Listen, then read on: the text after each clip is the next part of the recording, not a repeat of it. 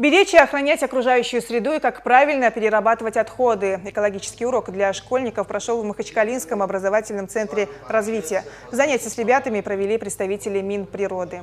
Есть закон Республики Дагестан об экологическом образовании. Вот в рамках этого закона мы во всех школах проводим урок экологии. Поэтому вот решили сегодня в этой школе провести урок экологии, поговорить с детьми, объяснить, что такое экология, как надо сохранить нашу экологию, нашу природу, чтобы они передали своим родителям, бабушкам, дедушкам. И мы во всех школах эту работу будем проводить.